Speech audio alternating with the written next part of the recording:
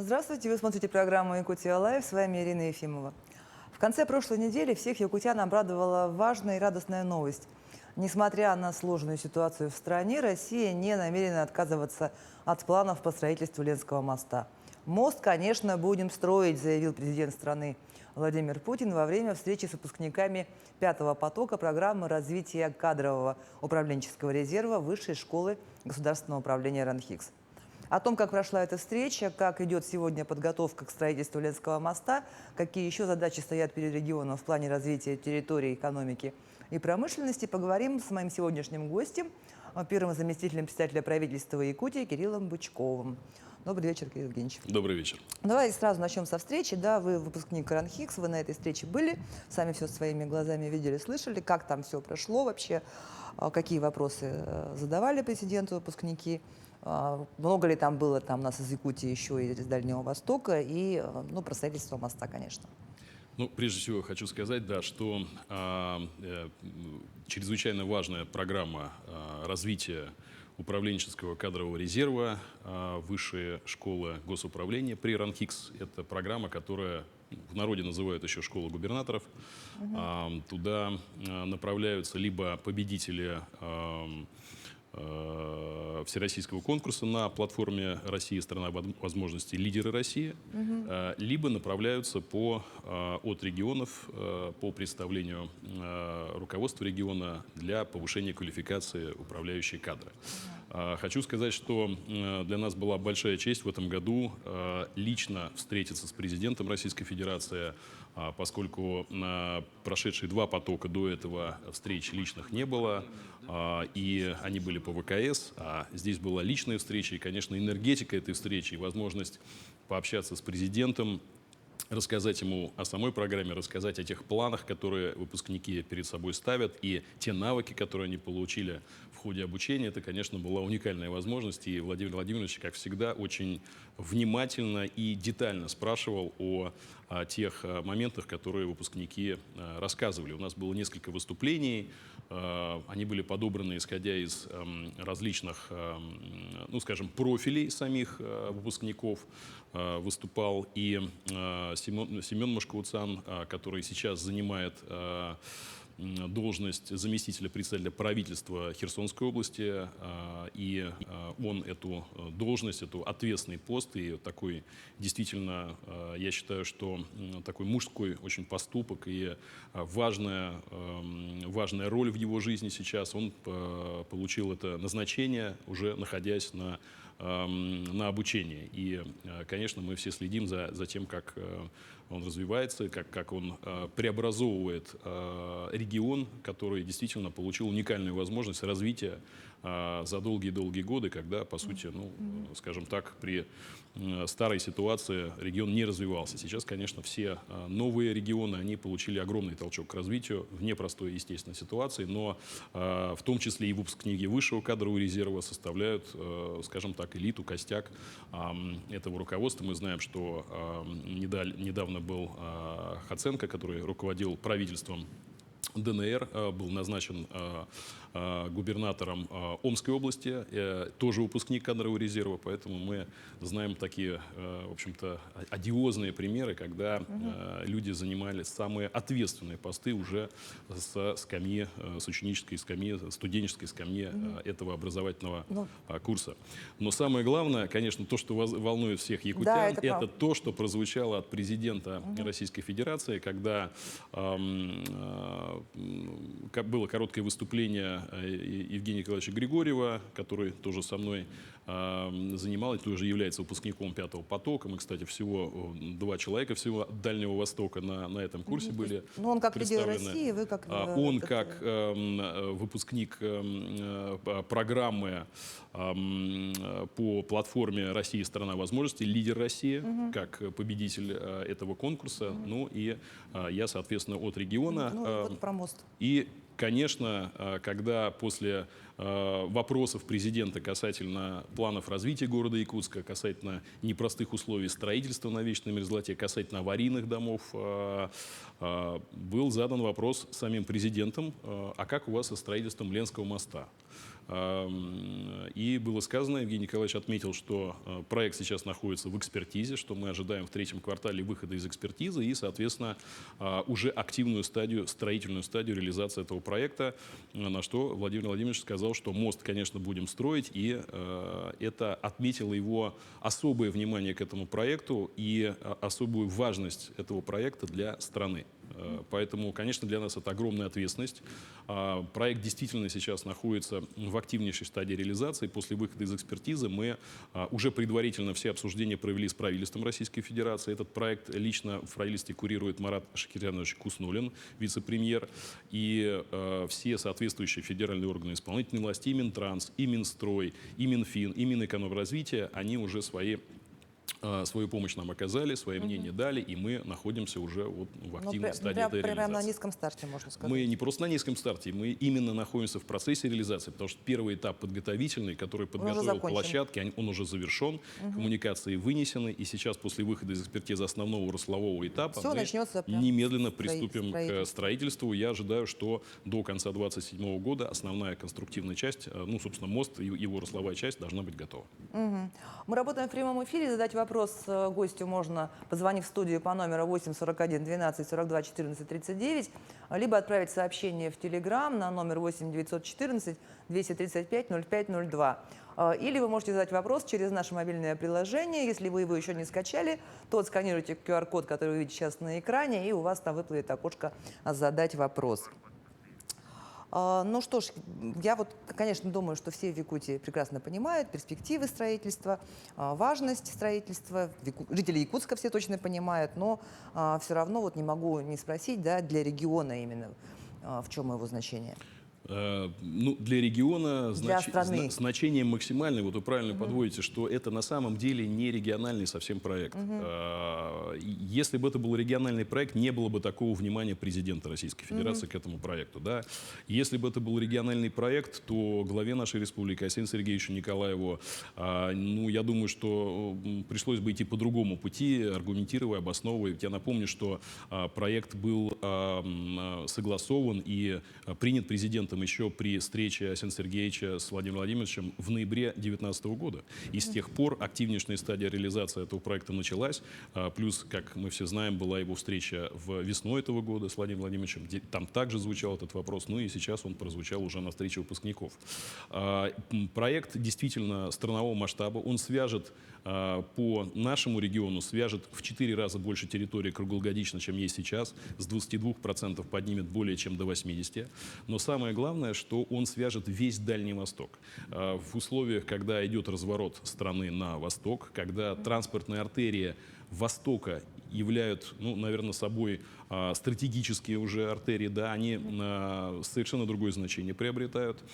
Связка мостом транспорта, именно наземного, это ключевой вектор развития Дальнего Востока. Это все уже сейчас понимают. Ну, про то, что это понизит цены на потребительские товары, про то, что мы будем гигантские суммы экономить на северном завозе, про то, что, и это не самое малозначительное, улучшится жизнеобеспеченность и, самое главное, безопасность людей. Мы знаем, что творится у нас на сезонных переправах через реку Лена. Да? Мы прекрасно понимаем стоимость билета проезда сегодня для простого жителя, у которого в Заречном районе, например, в Заречных районах находятся родственники. И эта проблема будет решена раз и навсегда, но, повторю, это будет решением для всего Дальнего Востока. Вот есть вопрос от зрителя. Можно ли будет устроиться на работу, когда начнется строительство? Безусловно. У нас даже создан специальный сайт mostlena.ru. Там есть раздел «Вакансия». Огромное количество строителей всяких разных всевозможных специальностей будет использоваться и будут работать при строительстве моста, также при его эксплуатации, также при огромном количестве сопутствующих работ, которые неизбежны. Это и подходы к мосту, это не только дорожное строительство, но это и придорожный сервис, это и развитие развития населенных пунктов, поэтому мы говорим о фактически появлении такой агломерации, которая сопоставима с Нижним Бестяхом. И, конечно, все это будет в единой якутской агломерации города Якутска, столицы нашей республики, который даст огромные возможности для того, чтобы люди трудоустраивались не только во время строительства моста, но и в связи с тем, что он появится. Еще один вопрос от зрителей. Очень часто говорят, что деньги на Ленский мост ушли когда-то на Крымский. Так ли это? Ну, я не буду, как говорится, рассуждать про перипетии финансовых потоков тех времен в центральном правительстве Российской Федерации. Я думаю, что здесь можно достаточно коротко ответить на этот вопрос. Все планы по его финансированию, они сохраняются в том виде и в той пропорции, которые они были изначально, а именно половина капзатрат предусматривается из федерального бюджета. И на сегодняшний день, кстати, мы уже вошли в план по развитию дорожной инфраструктуры. Уже предусмотрено 15 миллиардов рублей в этом плане с 2025 года. Дальше 30% будет за счет концессионера и 20% это средства республики. Отмечу, что стоимость моста, стоимость всего проекта сейчас, она оптимизирована и сокращена более чем на 20%. Поэтому я думаю, что у нас никаких не должно быть ни у кого сомнений, что, во-первых, с такой поддержкой и с таким пониманием важности этого проекта и с такой пропорцией финансирования он будет реализован в срок. То, что она росла, а теперь получилось сократить. За счет чего? Это же сложный в физическом плане, я так понимаю, проект. И вечная мерзлота, ледоход. Вот насколько это вообще... Это не только сложный проект, это уникальный проект, потому что таких проектов ни в мире, ни у нас в стране нету. Хорошо, что занимаются этим проектом крупнейшие научно-исследовательские и проектные институты, в частности, которые строили и Крымский мост, и мост на остров Русский в Владивостоке, и огромное количество мостов через различные реки наши российские. Но самое главное, что это, конечно, будет уникальный проект, и там будут применены все самые новейшие технологии, поскольку на вечной мерзлоте такого объекта не было никогда. Ну и не будем забывать, что все-таки наша самая великая река в России, Лена, имеет водоотдачу сравнимую с рекой Амазонка, с крупнейшей рекой планеты, по сути. Но при этом еще и действительно гигантский ледоход, гигантская мощь, скорость течения и толщина льда, которая превышает двухметровые отметки весной, когда это все проходит. Естественно, это требует совершенно отдельного подхода и совершенно уникальных проектных решений. Ну, давайте перейдем к Петербургскому экономическому форуму, который недавно завершился. Расскажите о ключевых проектах, чего ждать у нас там в ближайшее время. Хочу сказать, что в этом году Санкт-Петербургский форум был как никогда практичным, потому что в таких условиях, в нынешних реалиях, конечно, можно строить дальние планы, нужно строить дальние планы и стратегии, но сейчас важно решать те проблемы, которые насущны именно в моменте. В частности, были заключены контракты на покупку новых самолетов для авиакомпании «Якутия».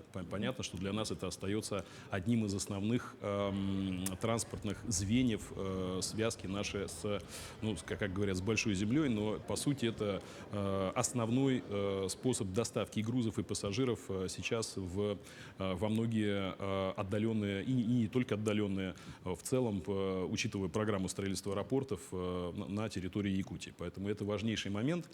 Второй крупный контракт был подписан со Сбербанком.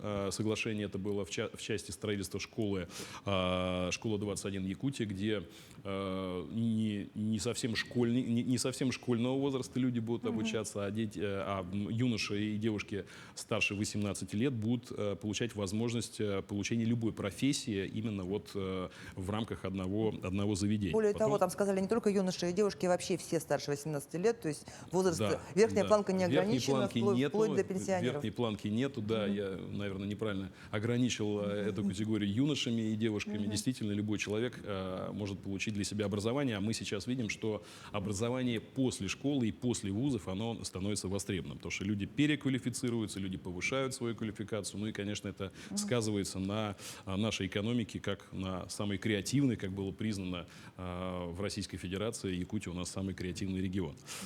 Безусловно, были такие контракты, как с ГЛОНАССом были подписаны контракты, были подписаны ряд контрактов по беспилотникам. Это не только, скажем так, имеющие отношение к СВО, значит, направление деятельности и развития. Это в Якутии новое направление доставки грузов. Потому что на сегодняшний момент мы понимаем, что гигантские затраты на транспорт нужно решать технологически. Я думаю, что считанные там месяцы, может быть, год, ну, максимум годы нас отделяют от доставки беспилотниками в отдаленные районы всего, что будет необходимо. Поэтому это, конечно, безусловно, очень практичные соглашения. Ну и не будем забывать, что по поручению президента Российской Федерации были разработаны мастер-планы дальневосточных городов. У нас был разработан мастер-план Якутска, Нерингри и Мирного. И, соответственно, в рамках этих мастер-планов мы рассматривали проекты, они сейчас утверждаются на федеральном уровне финансированием по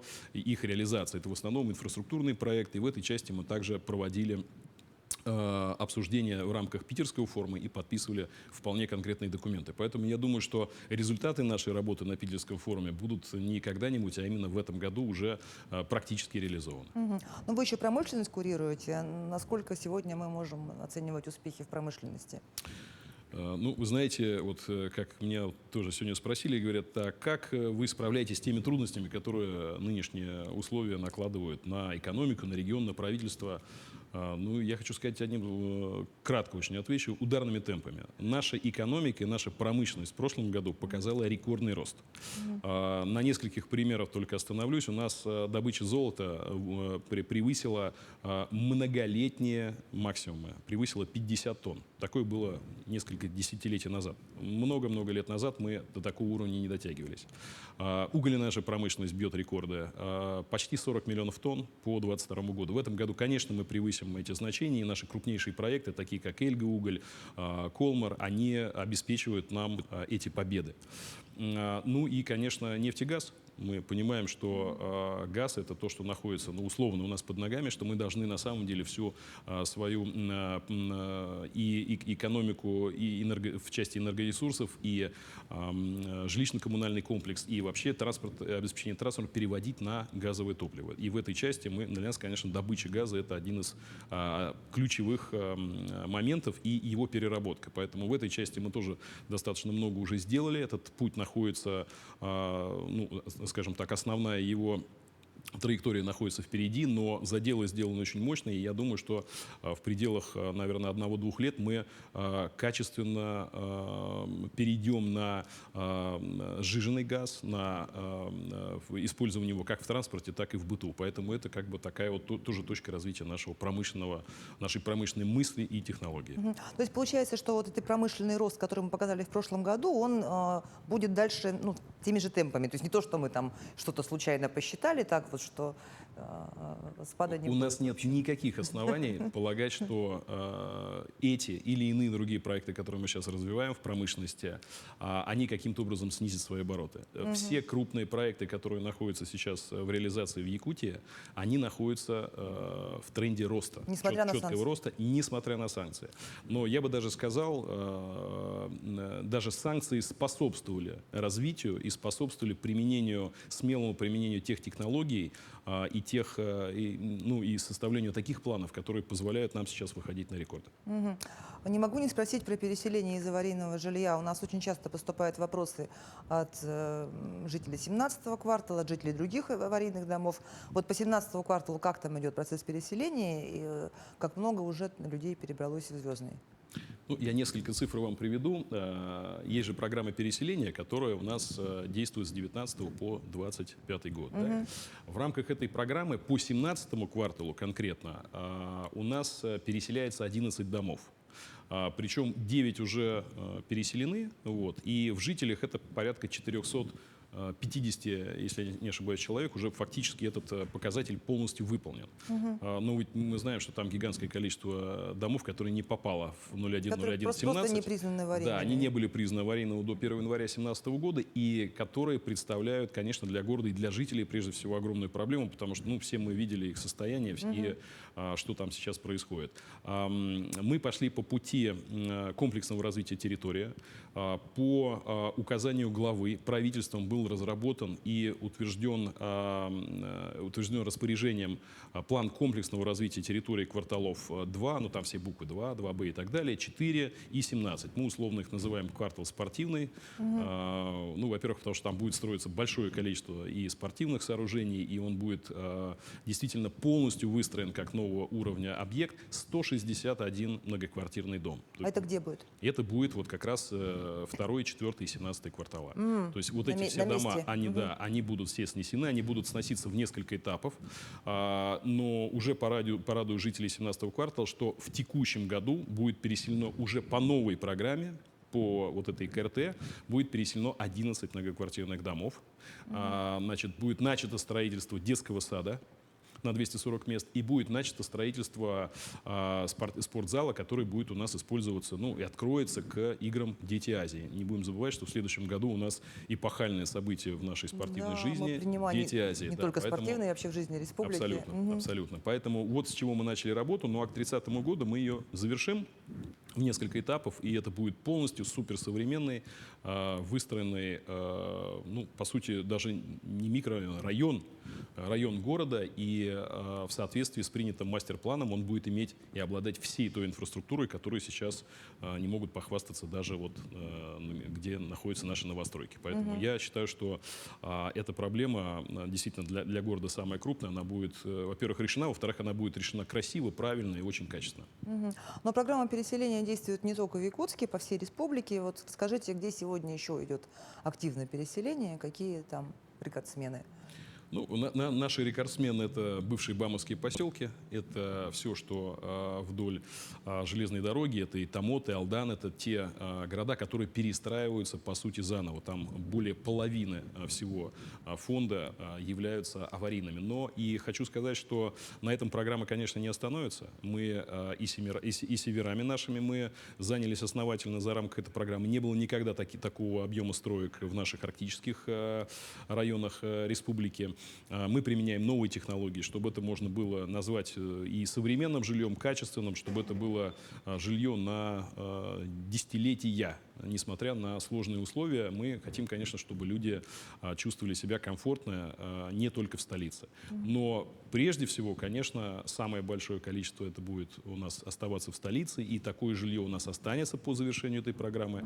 Поэтому в рамках комплексного развития территории ряда кварталов мы сейчас будем перестраивать. Это 31-й квартал, это и 55-й, и 55-А, так называемый Залог, который, ну, мы все знаем, жемчужина, как бы, второй центр нашего Якутска, но на сегодняшний момент в каком плачевном состоянии он пребывает. Естественно, с реставрацией памятников и уникальных домов, которые там есть, но при этом он будет уже застраиваться как настоящий центр города. А комплексное развитие территории то тоже не только к Якутску относится вообще? Комплексное развитие территории на самом деле относится ко всем населенным пунктам, к крупным городам прежде всего, но и есть комплексное развитие сельских территорий.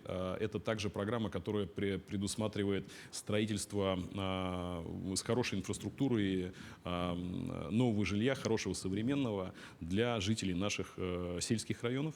Не будем об этом забывать, не будем забывать о том, что Якутия — это и село, и в селе людям должно быть так же как комфортно, как, ну, по возможности и в городе. То есть это, конечно, цель амбициозная, но я считаю вполне осуществимой, и надо уважать непростой труд наших селян, которые должны, ну, иметь доступное и достойное жилье. Хочу сказать, что кроме Якутска, если мы говорим про города, это и город Нерюнгри, там строится квартал Р. Мы знаем, что в Нерюнгри огромный спрос на жилье, учитывая его экономический и промышленный рост, приток населения, кстати говоря, за долгие годы. Мы уже 3-й год подряд наблюдаем приток населения в городе Нерюнгри. Нельзя это не отметить, и, конечно, этому нужно способствовать и помогать. Ну и таких строек такого масштаба в Нерюнгри не было с, наверное, 70-х годов. Поэтому хочу отметить, что и власти района нам в этом сильно очень помогают, и застройщики ответственно подошли к этому вопросу. Поэтому я думаю, что с помощью КРТ мы преобразим нашу республику и крупнейшие города и села. Давайте про строительство социальных объектов, потому что им большое внимание уделяется тоже со стороны главы, со стороны правительства. Вот вы, поскольку как куратор этого всего, да, какие проекты вы бы отметили как наиболее выдающиеся за последние 5 лет? Ну, и что будет в ближайшем будущем? Да, я бы хотел сказать, что за за эти несколько лет в Якутии построили самые уникальные объекты, которые ну, за все время, наверное, новейшей истории возводились. Да? Это и школы, суперсовременные школы, крупнее, ну, что говорить, 990 мест школа в районе Прометей. Это уникальная абсолютно учреждение, уникальный объект, который посмотрели многие руководители нашей страны. Они посетили его и удивились, насколько можно красиво, правильно и технологично строить в наших непростых условиях строительства. Это и крупнейшие медицинские объекты, которые всем известны, всем якутянам, конечно, все знают кардиоцентр, который ввели весной прошлого года, который и на сегодняшний день является самым технологичным объектом здравоохранения на территории Дальнего Востока. Я думаю, какое-то время и будет держать эту пальму первенства, но его скоро догонят, а именно в этом году новый онкологический центр с поликлиники на 210 посещений и с стационаром на 180 койко-мест, который будет до конца года у нас открыт на улице Петра Алексеева. Это крупнейший медицинский объект, по площади он более чем в 1,5 раза превышает кардиоцентр, а по своему технологическому оснащению, опять же, несмотря на все санкции, а поверьте, это сейчас очень непросто оснащать, потому что действительно санкции влияют на закупку и медицинского оборудования, и оснащения, на сроки, на цены, на возможности поставки, в конце концов. Но убежден, что то оборудование, которое мы запланировали по самому высокому стандарту, будет обслуживать якутян в новом центре. Ну, оно подорожало же, получается, да, все-таки? Оно подорожало, оно стало сложнее к поставке, обслуживанию и так далее, но мы не будем снижать наши стандарты, и, соответственно, наши задачи остаются теми, как они были заложены в проекте. А в проекте у нас заложен этот как мегаобъект не хуже по оснащению, чем кардиоцентр. В конце мая завершилось онлайн-голосование за проекты комфортной городской среды. И вот насколько там активно якутяне себя проявили, то есть вроде бы это не новинка, да, для нас, все видят результаты. Вот. И интересно, за какой проект вы голосовали, если голосовали? Слушайте, ну мы уже понимаем, что это голосование проходит 3-й год подряд. И то количество якутян, которые голосуют, оно с каждым годом увеличивается. Насколько я помню, в первый год было около 40 тысяч человек, если не ошибаюсь, потом около 60, и в этом году проголосовало 75 тысяч наших жителей. Мы понимаем, что это не предел, но при этом мы видим, что активность и роль каждого жителя, она им уже принята, что он реально оказывает своим голосом, своим мнением влияние на то, где он живет, как он живет, что вокруг него, что окружает и какие проекты будут реализованы правительством в дальнейшем.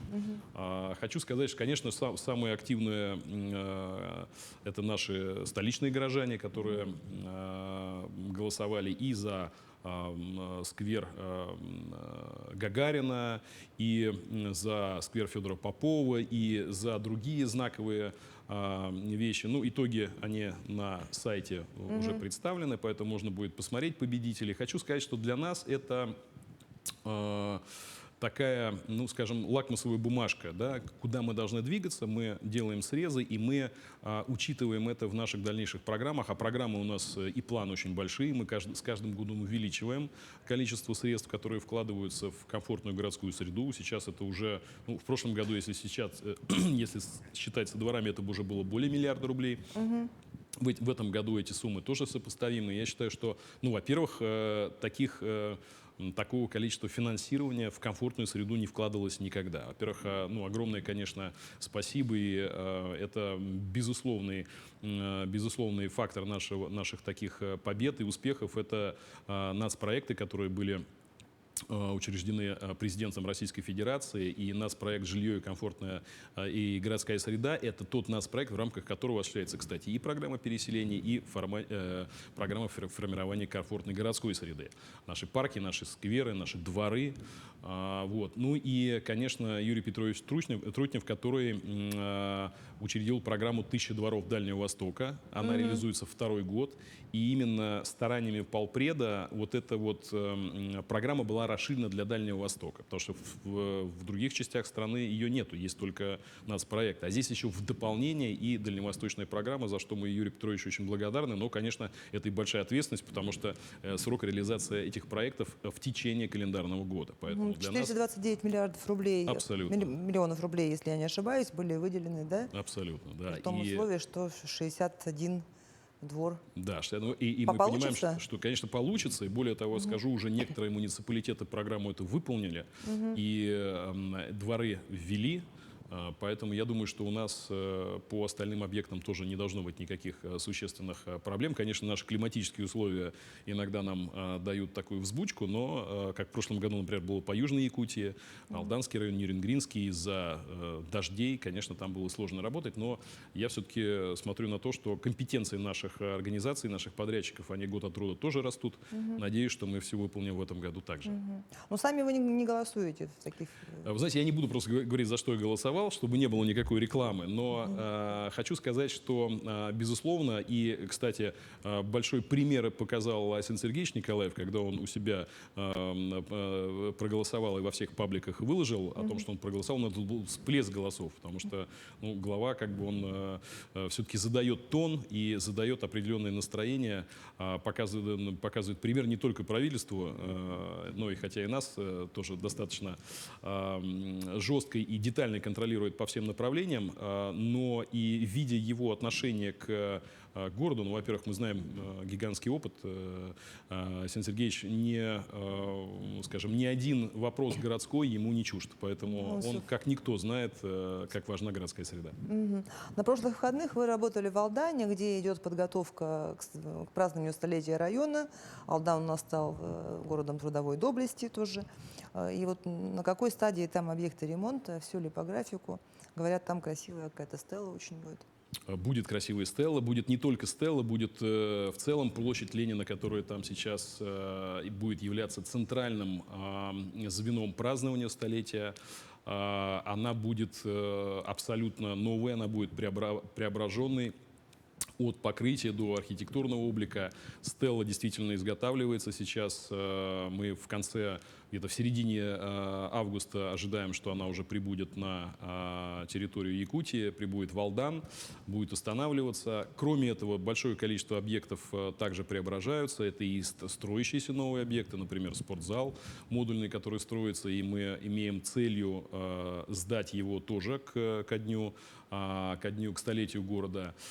Это и улицы, которые сейчас реконструируются, причем достаточно активно и в таком объеме, в котором тоже это беспрецедентно. Но это и дворы, и фасады зданий, безусловно, потому что жители должны ощущать праздник не только в центре города, на центральной площади, но и в своих собственных дворах, понимать, что столетие Алдана и трудовая доблесть – это заслуга их предков, их семей, и они должны достойно встретить и жить в достойном городе. Но мы начали программу с вами с того, что вы являетесь выпускником РАНХИКС. Расскажите вот о своем обучении немножко, да, и дайте совет вообще выпускникам. Сейчас как раз идет пора вступительных наборов в вузы, да, куда вообще идти, приемная кампания в разгаре. Ну, я понимаю, что в школу губернаторов сразу им не пойти. Это понятно, но, во-первых, да, я очень благодарен главе республики, потому что действительно по его рекомендации направляются по рекомендации глав регионов. Это для меня большая ответственность. Ну и, кстати, естественно, применение всех полученных знаний здесь в моей работе, оно уже немедленно стало происходить. И я рассчитываю, что как раз тем уникальным навыкам, те уникальные навыки, которые мы приобрели, применяя здесь в Якутии, мы получим большие результаты командной работы. Поэтому я рассчитываю на большой эффект долгосрочный от применения этих навыков. Ну а для наших студентов, для будущих студентов я хочу сказать, что вообще Российская академия народного хозяйства и госслужбы при президенте Российской Федерации РАНХИКС — это высшее учебное заведение, куда можно поступить после школы. Это есть ряд программ повышения квалификации не только для топового звена, но и для муниципальной службы, например, и для заместителей, там, руководителей органов исполнительной власти. Поэтому и у нас, кстати, многие проходят там обучение и повышение в квалификации.